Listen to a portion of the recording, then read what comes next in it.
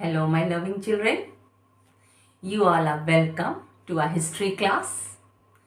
Children, in the previous session, you heard about a chapter which was related to Gautam Buddha and Mahavir Jain. Means it was the last chapter, and today we are going to start a new chapter.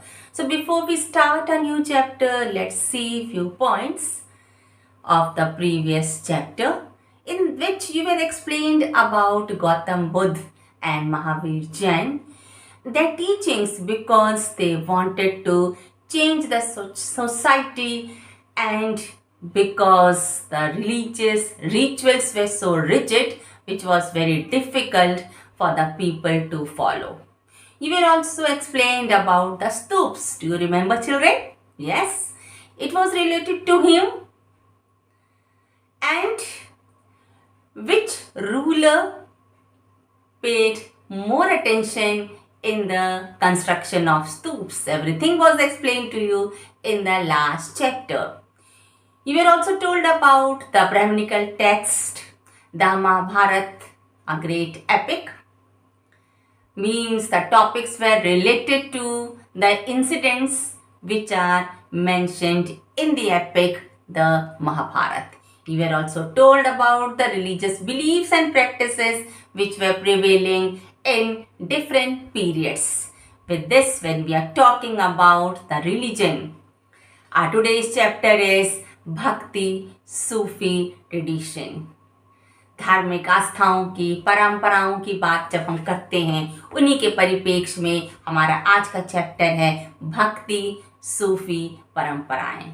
Chapter का नाम ही स्पष्ट कर देता है कि यह religious rituals या धार्मिक रीति रिवाज धार्मिक परंपराओं से संबंधित होगा। So children, today our topic as the word says Bhakti Sufi traditions. You will be knowing about different saints, different religious rituals and practices and the different deities of God. जैसे नाम है भक्ति सूफी परंपराएं, इसमें आप घर से संबंधित कई रीति रिवाजों के बारे में जो परंपराएं समाज में प्रचलित थीं, देवताओं के बारे में अर्थात किन की पूजा अर्चना की जाती थी, किनको किनका अवतार माना गया, लोग कैसे पूजा अर्चना करते थे, इन सब का वर्णन आप पढ़ेंगे। The first is a mosaic of religious beliefs and practices, धार्मिक विश्वास और आचरण। Children, when we speak about the religious beliefs and practices, of course you will see that there will be few points which will be really striking. See children, in this the most striking feature of this point is that different god and goddesses were worshipped at that time. And how we have come to know? We have come to know through the literature and the sculpture. Is it? Yes. अर्थात इन देवी देवताओं का वर्णन हमें कहाँ मिलता है? Sculpture में, मूर्ति कला और साहित्य में हमें जानकारी मिलती है कि किन देवी देवताओं की पूजा अर्चना उस समय की जाती थी। And you have already heard about Lord Shiva and Vishnu in the previous chapter. Do you remember children? It was you were explained about Shaivism and Vaishnavism, where they were worshipped in different forms. तो बच्चों, जब आराधना होगी तो पूजा भी होगी। Yes. So our next point is integration of cults. पूजा प्रणालियों का समन्वय, अर्थात किस प्रकार की पूजा की परंपरा थी उनके बारे में आप इस पॉइंट में पढ़ेंगे।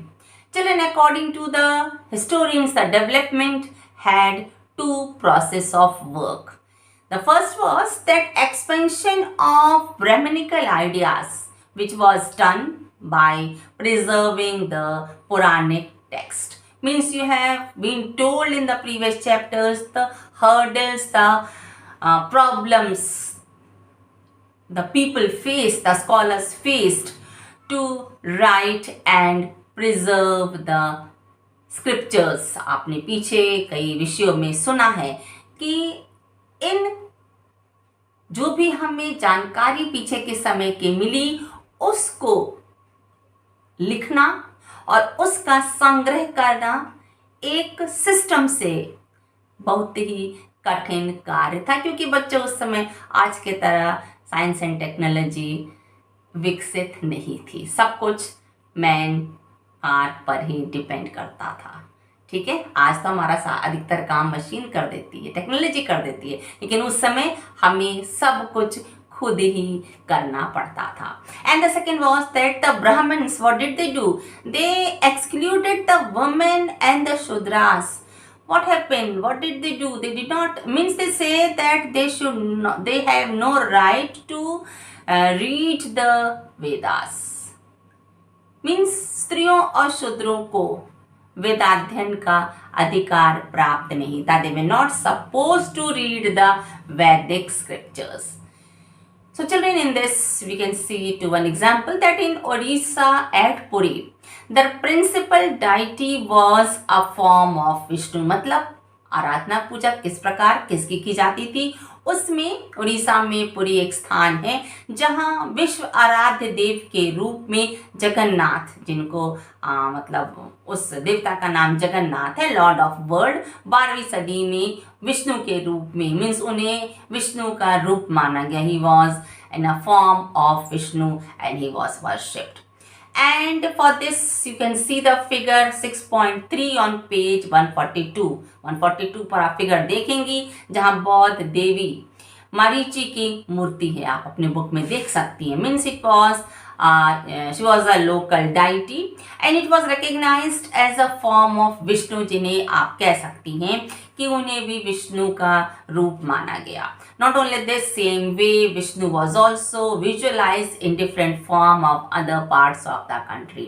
मतलब किसी भी देवी देवता का रूप या उनके अवतार अलग अलग स्थानों पर अलग अलग रूप में उनकी आराधना की जाती थी. स्पष्ट है, लोगों के स्थानीय देवता होते थे और देवताओं के अलग अलग रूप को वो अलग अलग स्थानों में उनकी पूजा और आराधना करते थे. सो चिल्ड्रेन, आप इस तरह कह सकती हैं. मीन्स इस परिप्रेक्ष्य में जब हम मातृ देवी की उपासना पर चर्चा करते हैं, when we speak about the goddess, that time what we see, हम पाते हैं कि देवी की उपासना अधिकतर सिंदूर से पोते गए पत्थर के रूप में की जाती है. आप आज भी कुछ स्थानों पर देखती होंगी. और इन्हें देवताओं की पत्नी का रूप माना जाता है. कभी कभी लक्ष्मी के रूप में विष्णु भगवान की पत्नी बनकर उनकी आराधना की जाती है, तो कभी शिव की पत्नी पार्वती के रूप में, और कहीं ना कहीं भगवान ब्रह्मा की पत्नी के रूप में सरस्वती को भी स्वीकार किया गया और उनकी आराधना पूजा की जाती है. Are you clear with this point children? आज भी आप देखती होंगी किस प्रकार से ये आराधना पूजा होती है. आज भी ये सिस्टम हमारे समाज में है जहाँ देवी देवताओं को अलग अलग रूप में उनकी आराधना पूजा होती है. Now our next point is children, differences and conflict. जब ओपिनियन अलग है तो बच्चों स्पष्ट है कि कहीं ना कहीं वाद विवाद तो होगा, अर्थात संघर्ष भी हो सकता है. तो इसी परिप्रेक्ष्य में हमारा अगला पॉइंट है वाद विवाद और संघर्ष. Children, already you have been told about the religious rituals and the practices which were prevailing in the society. Means when gods were worshipped in different forms, अर्थात देवताओं की आराधना अलग अलग रूपों में अलग स्थानों में की जाती थी. And this type of opinion ideologies the people had and they followed in different ways. लोगों की अलग अलग मान्यता थी और वे अलग अलग रूप में किस प्रकार अलग अलग परंपराओं को मानते थे, इसके बारे में आप सुनेंगे. द फर्स्ट इज तांत्रिक ट्रेडिशन. तांत्रिक परंपरा means under this worshipping of goddess was classified as तांत्रिक ट्रेडिशन. means इसमें जो मातृ देवी की उपासना थी उसे हम तांत्रिक परंपरा के रूप में लोग उस समय मानते थे. And many people practice this tradition. Means बहुत अधिक लोग इस परंपरा को मानते थे, यहाँ तक कि और ऐसा कुछ नहीं था कि स्त्रियों को इसमें कोई they were excluded. No, men and women both had the right to read and read the holy scripture, दोनों ही मतलब स्त्री और पुरुष दोनों को ही वेदों के अध्ययन का अधिकार दिया गया था. There was no difference of caste और class within the ritual context, अर्थात रीति रिवाजों को मानने में, उनका अनुष्ठानों का पालन करने में धर्म, आप कह सकती हैं कि ऊंच नीच या स्त्री पुरुष जाति, इस प्रकार से कोई भेदभाव नहीं माना गया था. मीन्स इन बातों को बिल्कुल इग्नोर किया गया. इस बातों को कोई महत्व नहीं था कि कौन वेदों का अध्ययन कर सकता है, कौन कौन सा रीति रिवाज का पालन करेगा, ऐसा कुछ भी उसमें वर्णित नहीं था. And these ideas influence Shaivism and Buddhism. Means यही रीति रिवाज बाद में हिंदुत्व का रूप में समाज में सामने आए. And children, under this, Agni, Som and Indra were not given importance under the तांत्रिक ट्रेडिशन. अर्थात अग्नि, सोम और इंद्र को तांत्रिक परंपरा के अंतर्गत कोई विशेष महत्व नहीं दिया गया. यहाँ तक कि वेदों के अध्ययन पर भी तांत्रिक परंपरा का में कोई विशेष महत्व नहीं था. Even you can say the Vedas had not much importance under tantric tradition. The next is Puranic tradition, पौराणिक परंपराएं, under which children Vishnu and Shiva were the supreme authority. अर्थात विष्णु और शिव को मुख्य आराध्य देव के रूप में उनकी आराधना की जाती थी. And when the religious rituals were performed, the composition was whatever was written in the scriptures, they were sung by the people. और जो भी रीति रिवाज होते थे, अर्थात जब कोई भी अनुष्ठान होता था तो वेदों में लिखे गए जो भी काव्य हैं उनको गाया जाता था. यह आपकी किस परंपरा में है? पौराणिक परंपरा. The next is Vedic tradition, वैदिक परंपरा. In this children Agni, Soma and Indra were the main deities.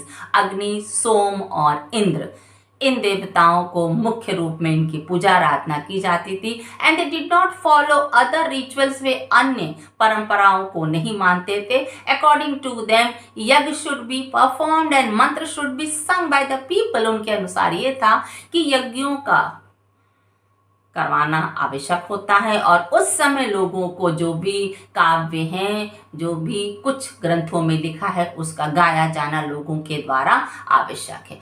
And importance were given to perform the yajna but only men were suppose to perform. अर्थात ये सही है कि यज्ञों का संपादन आवश्यक था, लेकिन इसके साथ ही साथ यह भी था केवल पुरुष ही रिलीजियस रिचुअल्स को परफॉर्म कर सकते. मीन्स ब्राह्मण, क्षत्रिय एंड वैश्य, ये जो 3 वर्ग थे, इन्हें ही इन अनुष्ठानों को करवाने का अधिकार प्राप्त था. Means all these traditions, means all the 3 tradition, the तांत्रिक ट्रेडिशन, द पौराणिक ट्रेडिशन एंड द वैदिक tradition, they were different from each other. इनमें आपस में एक समानता नहीं थी और यही शायद रीजन था कि लोगों में जो अलग अलग परंपराएं मानते थे उनमें कहीं ना कहीं वाद विवाद होते थे. That is why may be that was the reason of conflict between the people at that time.